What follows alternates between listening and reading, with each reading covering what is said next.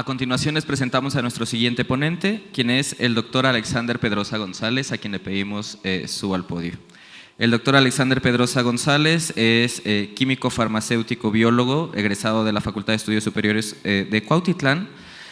Cuenta con maestría y doctorado realizados en el Centro de Investigaciones Avanzadas del Instituto Politécnico Nacional, una estancia de investigación en el laboratorio del Dr. Bart Lambrecht en Holanda, una estancia postdoctoral en el Instituto Baylor de Dallas, Texas, bajo la tutoría del Dr. Jacques Bencherot, y actualmente es investigador y profesor de Inmunología en la Facultad de Estudios Superiores Iztacala de la UNAM, donde además es coordinador del módulo del Sistema Inmunitario. Muchas gracias por aceptar participar, doctor, y adelante. Bueno, buenas tardes. Muchas gracias por la invitación al comité organizador, por darme la oportunidad de presentar un poquito lo que hacemos en la facultad justamente. Entonces, el día de hoy quiero compartirles un poquito de lo que es la inmunología del cáncer. Digo un poquito porque en realidad esta área es muy amplia y conforme pasa el tiempo se hacen más aportaciones al conocimiento. Entonces, realmente sería imposible poder mostrarles todo lo que implica esta área. Entonces, solamente les voy a mostrar una pequeña fotografía de lo que es esto y sobre todo enfocado a lo que hacemos mucho en el laboratorio. Entonces, quisiera comenzar recordando que el cáncer pues no es una sola enfermedad, en realidad es un grupo de enfermedades que pueden presentarse prácticamente en cualquier tejido u órgano de nuestro cuerpo, y esto genera que estas en realidad sea un grupo de enfermedades muy complejas, puesto que dependiendo del tejido donde se origina estos tumores, van a ser las características propias de cada uno de estos tumores. Entonces tienen en común obviamente que son enfermedades caracterizadas por un crecimiento celular descontrolado. Sin embargo, son muy peculiares cada una en su comportamiento biológico y clínico. Entonces, este tipo de alteraciones surgen básicamente por alteraciones en el material genético, y estas alteraciones, bueno, las más representativas podemos decir que son las mutaciones, pero también hay otro tipo de alteraciones que van a dañar el funcionamiento de estas células, y finalmente esto va a provocar un mal funcionamiento de estas células. Sin embargo, no es una sola alteración suficientemente para causar una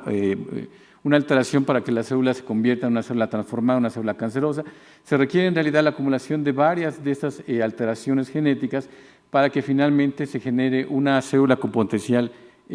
transformado. Y en este caso, bueno, a menos que la mutación ocurra obviamente en alguno de los genes que están controlando el ciclo celular. De lo contrario, necesitamos de varias mutaciones, lo cual tampoco es algo muy difícil que pase, puesto que una vez que una célula ha recibido una alteración genética, se vuelve más susceptible a que pueda ocurrir otra. Entonces, básicamente lo que tenemos es la acumulación de varias de estas alteraciones, y que a su vez nos va generando un fenómeno muy interesante, que es que no solamente hay un tipo de alteración genética cuando vemos la formación de un tumor, sino en realidad tenemos una mezcla heterogénea de varias células con mutaciones distintas, que no necesariamente son todas las mismas. Hay algunas que sí son compartidas, que serían las mutaciones iniciales, pero muchas de ellas son únicas de cada célula, y eso nos genera poblaciones muy heterogéneas de lo que sería un proceso tumoral. Entonces hablamos de que un tumor en realidad es una entidad heterogénea en cuanto a su constitución. Tenemos que evidentemente entre pacientes es fácilmente entendible que los tumores sean diferentes, a pesar de que estemos hablando del mismo tipo de tumor. Sin embargo, por ejemplo, en un mismo paciente también podemos observar que el tumor primario puede ser genéticamente muy distinto al tumor secundario, lo que conocemos como la metástasis. Entonces, realmente ya empezamos a tener problemas en la clínica, puesto que aquí son dos entidades diferentes que muy probablemente requieren tratamientos diferentes.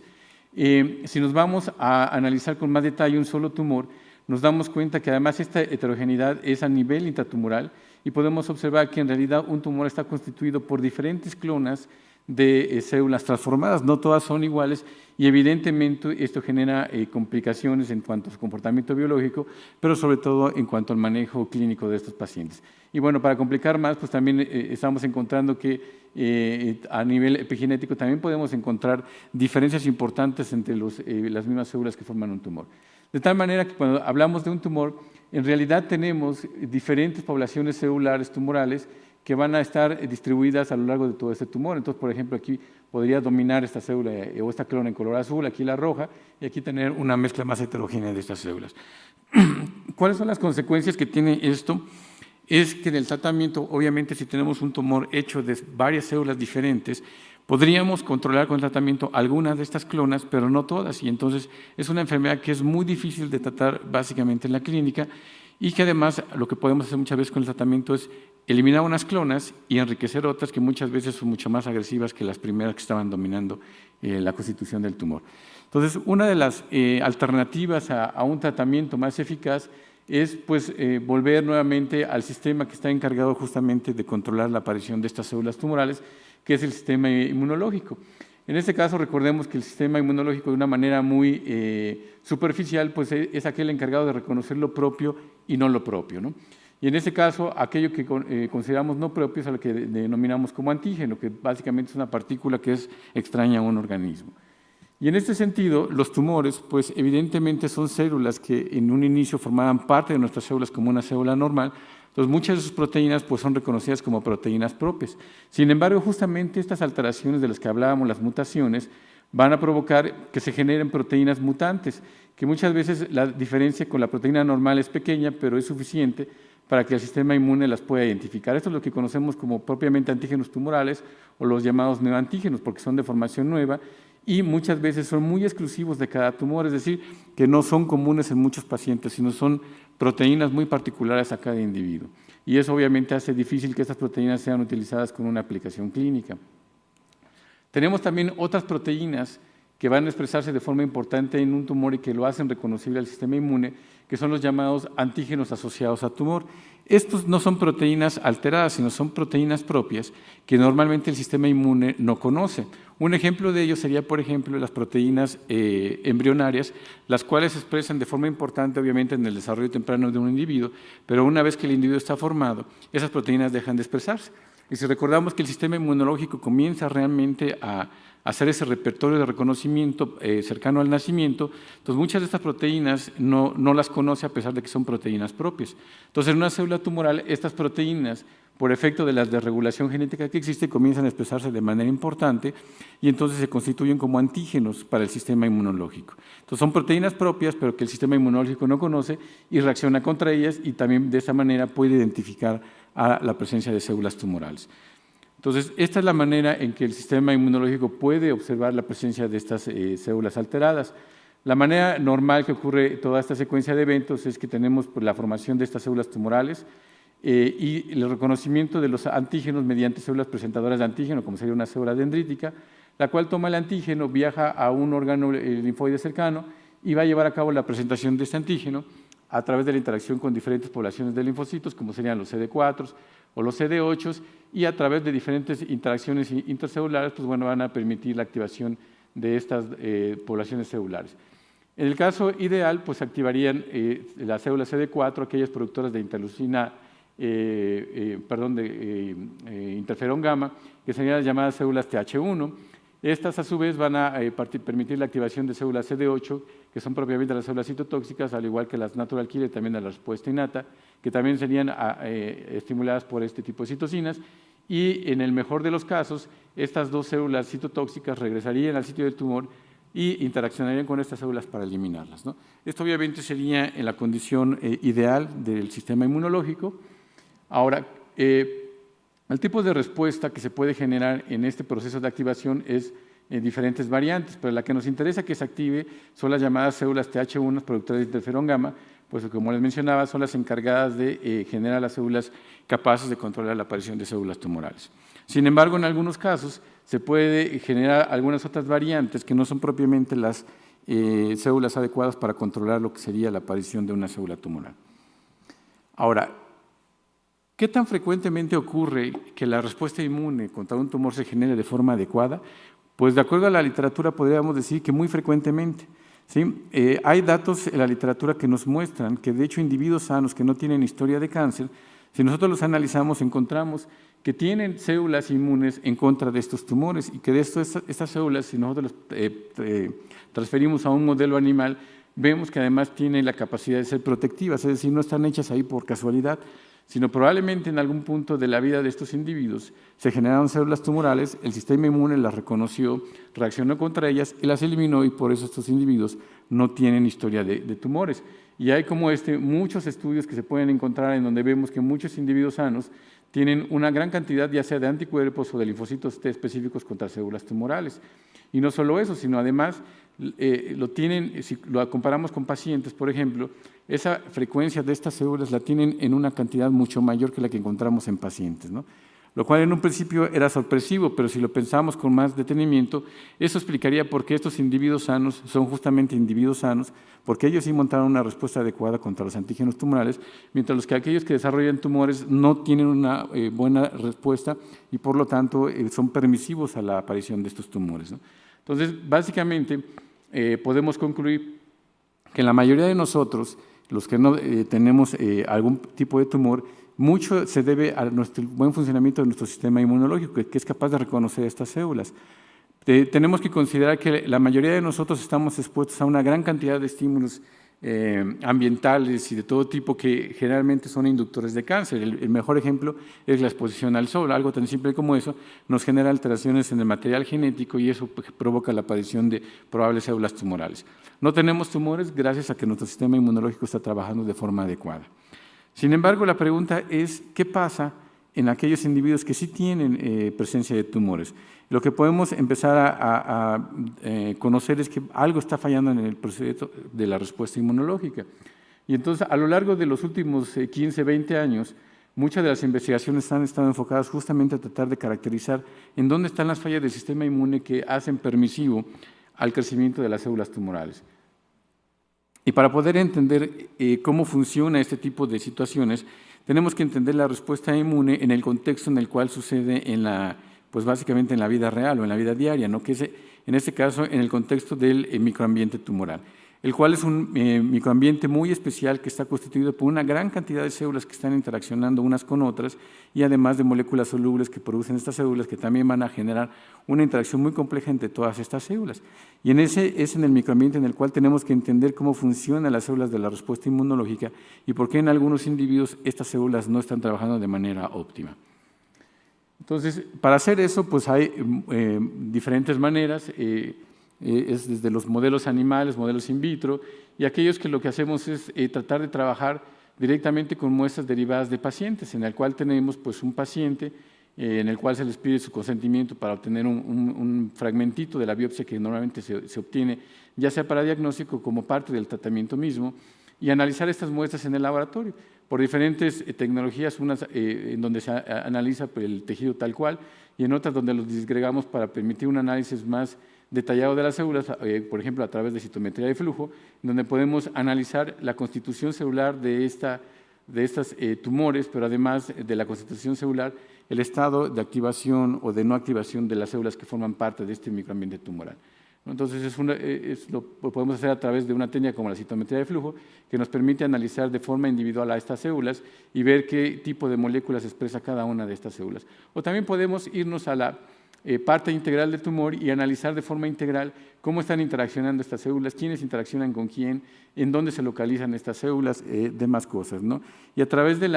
análisis integral de ambos tipos de metodologías podemos tener una idea más clara de lo que sucede en este microambiente tumoral y con la respuesta inmunológica. Ahora, una de las preguntas o una de las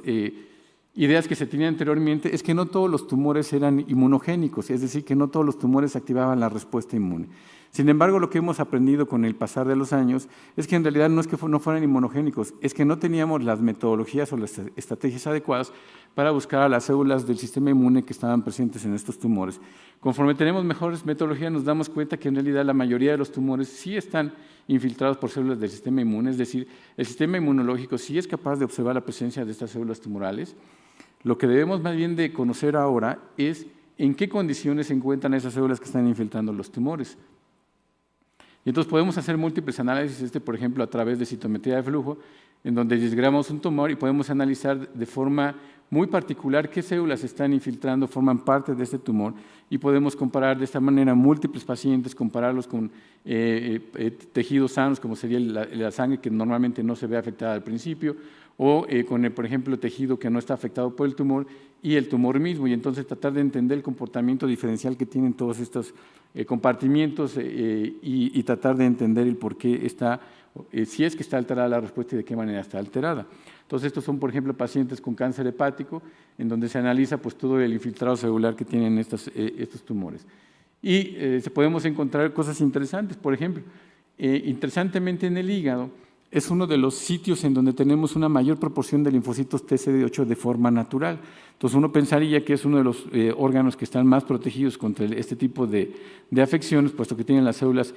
adecuadas para combatirlos, porque también son ricos en células natural killer. Sin embargo, una vez que llega un tumor y se establece, vemos que estas células protectoras prácticamente se encuentran en muy bajas cantidades, desaparecen de manera importante en estos sitios. Por ejemplo, las células natural killer, normalmente concentradas en el hígado normal, vemos que en un tumor hepático disminuyen de una manera dramática y lo mismo sucede con las células CD8. Entonces, hay una modificación del microambiente celular que provoca que estas células no sean o no estén en condiciones adecuadas para funcionar.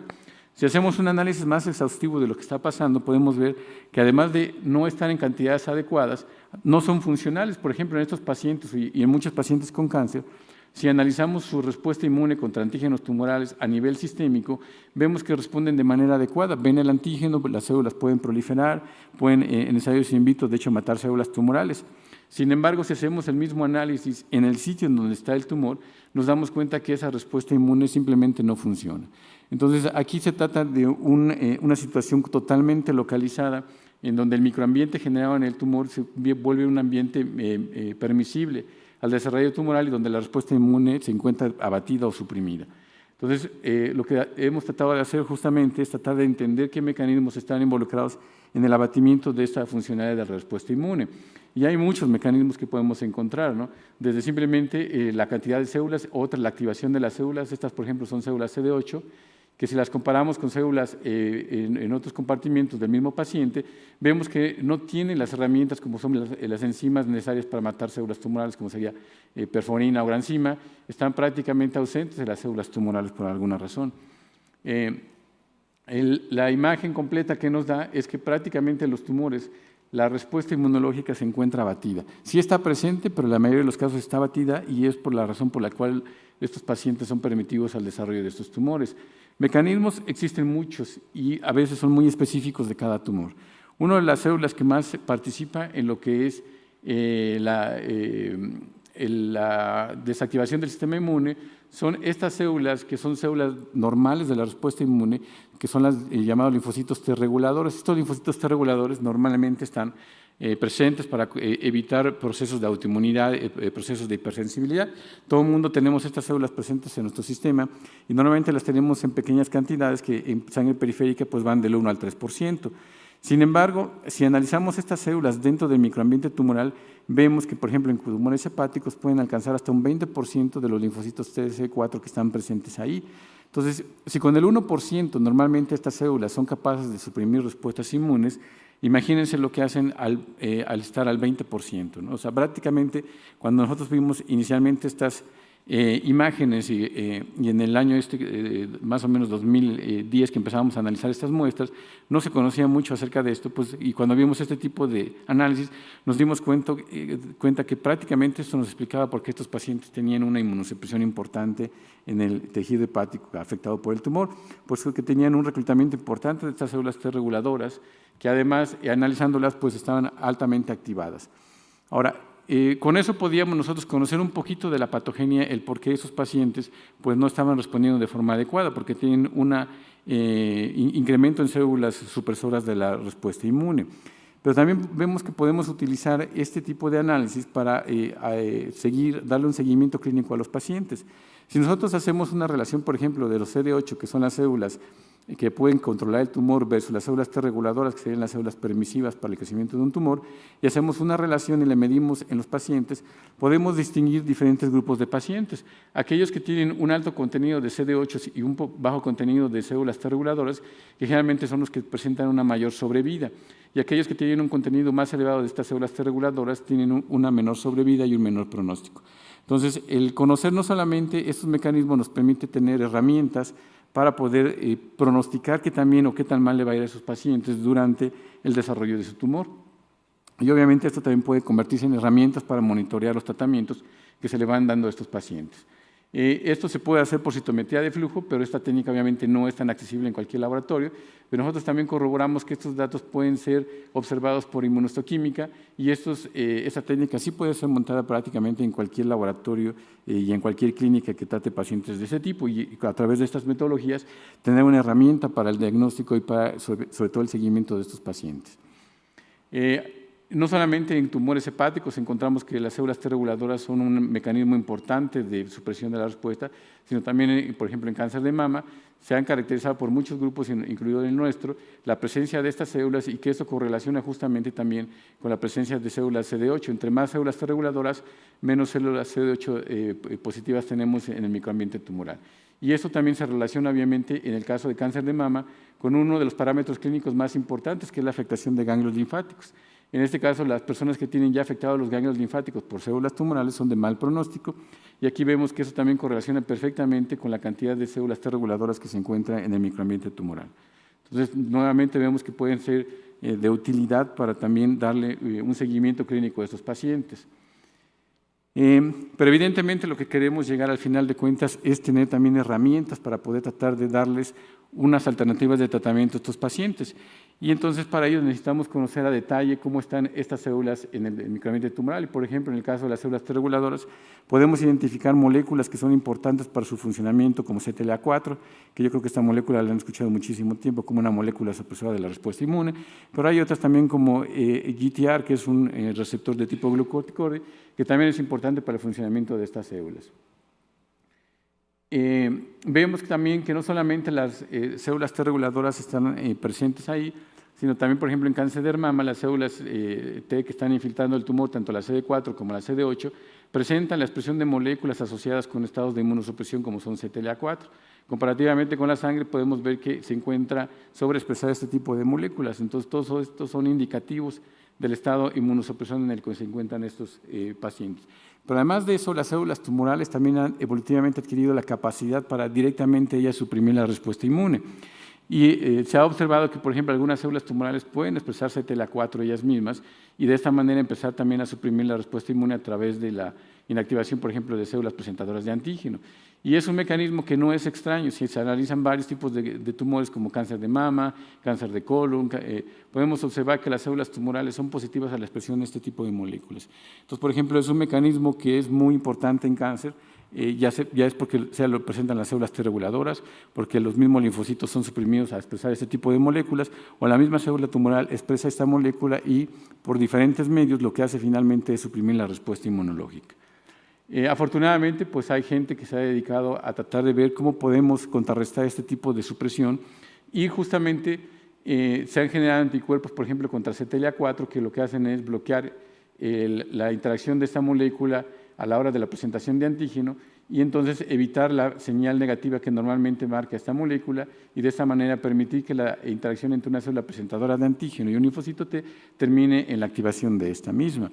Esto finalmente pues fue desarrollado hace algunos años por el doctor Allison en Houston y básicamente esto en el 2018 valió el premio Nobel justamente por este tipo de anticuerpos que hoy en día se usan como parte de la terapia en cáncer, inicialmente en melanoma, pero actualmente se está explorando en muchos otros tumores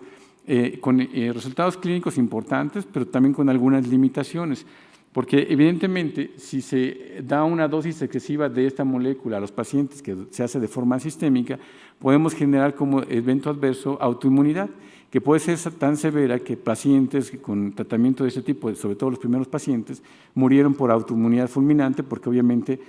a nivel sistémico se generó una serie de respuestas de autoinmunidad. Entonces, evidentemente sí tienen un beneficio clínico, pero también tienen limitantes clínicas, y por eso se están explorando otras moléculas, como les mencionaba GTR, que también está presente en los linfocitos T reguladores, y se sabe que al hacer la interacción con su ligando natural, suprime la actividad supresora de linfocitos T reguladores. Entonces, tomando en cuenta eso, nosotros quisimos justamente evaluar su potencial terapéutico de esta molécula y la tomamos comparativamente también con CTLA4 para hacer ensayos en los que veíamos si al utilizarla podíamos inhibir de alguna manera la actividad de células T reguladoras y básicamente, no voy a detallar mucho en estos experimentos, pero lo que vimos es que cuando tenemos células T reguladoras extraídas de un tumor en una reacción de activación linfocitaria prácticamente no hay proliferación celular. Sin embargo, cuando empezamos a administrar estas moléculas que bloquean, por ejemplo, anticuerpos anti-CTLA4, empezamos a ver una recuperación de esta proliferación celular también con GTR, pero no llegan a ser los niveles que están cuando no hay células supresoras de la respuesta inmune. Sin embargo, si las combinamos a bajas dosis, ambas moléculas nos dan un efecto sumativo que ahora se parece un poquito más a la respuesta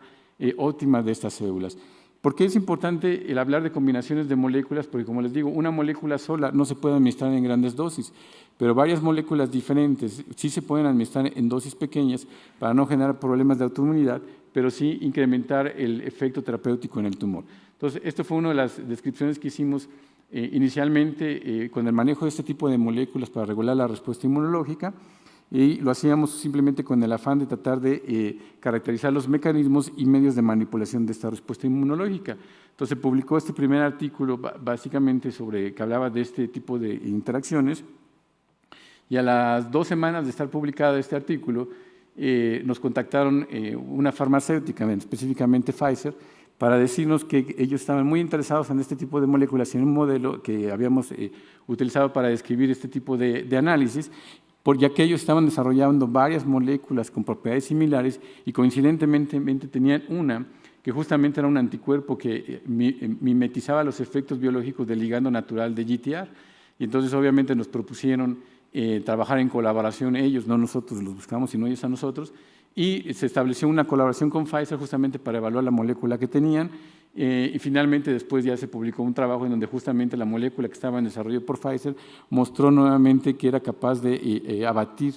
la supresión mediada por células T reguladoras en tumores hepáticos. Entonces, actualmente se siguen haciendo estudios ya más dentro de la farmacéutica con la finalidad de poder comercializar esta molécula y aparentemente en algunos años podría estar dentro del mercado también como una alternativa más para el tratamiento de tumores hepáticos, y obviamente van a explorarlo también en otro tipo de tumores. Entonces, este es un ejemplo de cómo el conocer cómo funciona la respuesta inmune y cómo los mecanismos de regulación están alterados en un tumor nos puede llevar a varias cosas, ¿no? Primero, al entendimiento de la enfermedad. Segundo, a tratar de tener herramientas clínicas para el seguimiento de la enfermedad de los pacientes. Y tercero, para finalmente generar herramientas de manipulación que puedan restaurar la respuesta inmune y de esa manera permitirle al paciente que él mismo trate de controlar a través de su sistema inmune la presencia de estas células tumorales.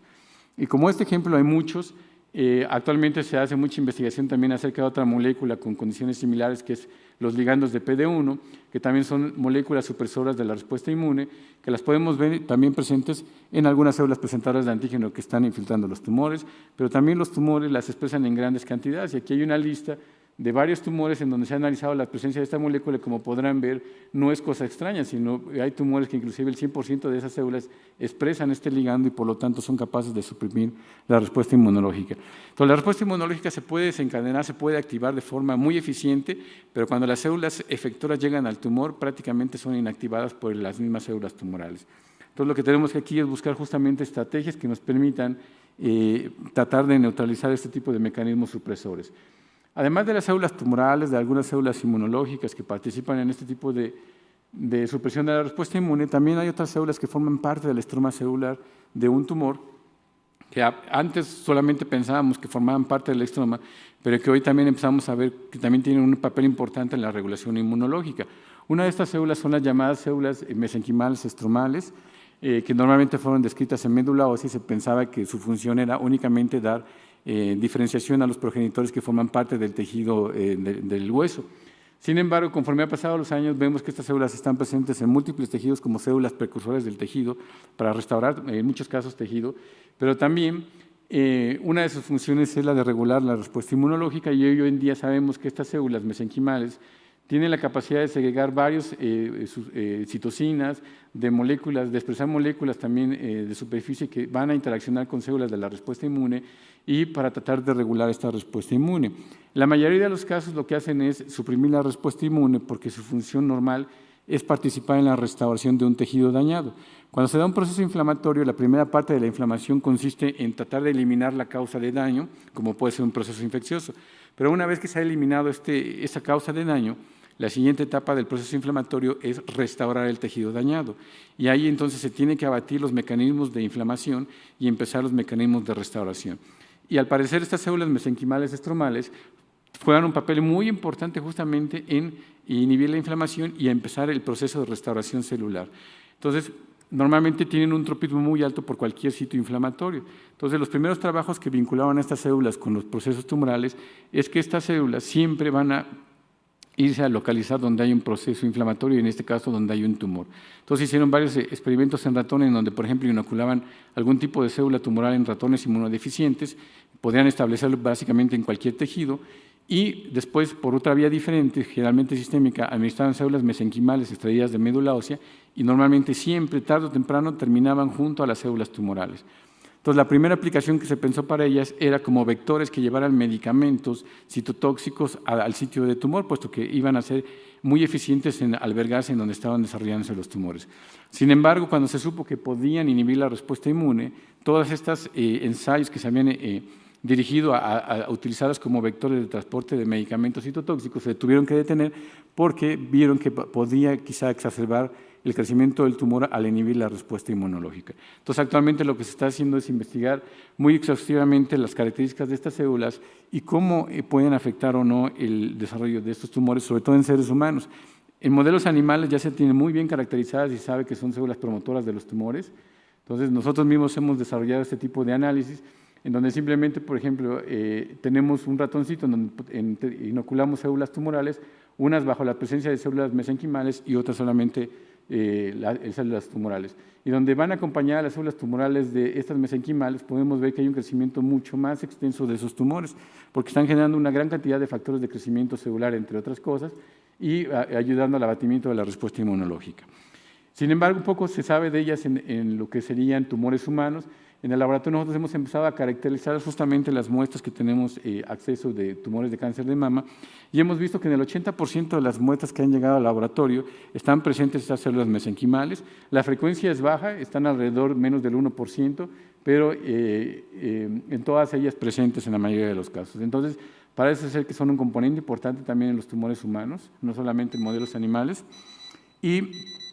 en este caso, bueno, sabemos que estas células van a tener una serie de moléculas reguladoras de la respuesta inmune y por lo tanto es importante empezar a ver también cómo podemos manipularlas. Entonces, una de las moléculas interesantes que expresan estas células es justamente PDL1, que ya vimos que la pueden expresar células tumorales, células de la respuesta inmune y ahora también las células mesenquimales. Entonces, nuevamente los tumores a través de ir manipulando este microambiente tumoral provocan que por diferentes medios, a final de cuentas, las células de la respuesta inmune se encuentren abatidas. Entonces, nuevamente, también en el mismo año, pero un investigador japonés, Honjo, básicamente también recibió el premio Nobel por justamente describir anticuerpos que podrían bloquear esta interacción y entonces permitir que la interacción nuevamente entre las células de la respuesta inmune sea de activación y no sea de supresión. Y así podíamos estarnos pasando básicamente todo el día y toda la semana hablando de diferentes ejemplos de moléculas que son importantes para la regulación inmunológica y lo importante es tratar de entender los mecanismos de respuesta inmune adecuados y también cuáles son los mecanismos que los tumores están favoreciendo para que esta respuesta inmune se vea interrumpida y tratar de entenderlos para tener, por un lado, herramientas clínicas, pero sobre todo herramientas terapéuticas que permitan restaurar la respuesta inmunológica. Y de esa manera pues tener varias opciones de tratamiento inmunológico para estos pacientes, ¿no?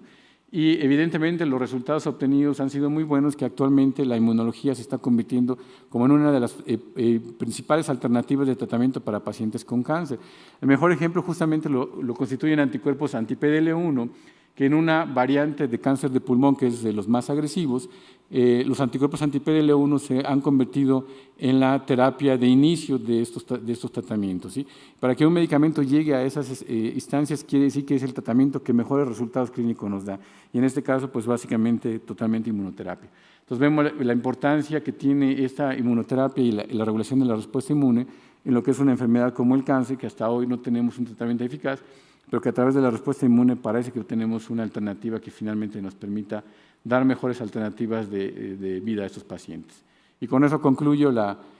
pequeña visión que quería presentarles de lo que es la inmunología del cáncer y nada más, pues aquí los miembros del laboratorio, tenemos varias colaboraciones obviamente con hospitales para sobre todo la interacción con las muestras clínicas y todos los datos clínicos, los chicos que están trabajando en el laboratorio, también por aquí anda la doctora Gina, que es una de nuestras más cercanas colaboradoras en la FES Iztacala. Y bueno, aquí está toda la lista de los involucrados en este trabajo. Y pues muchas gracias.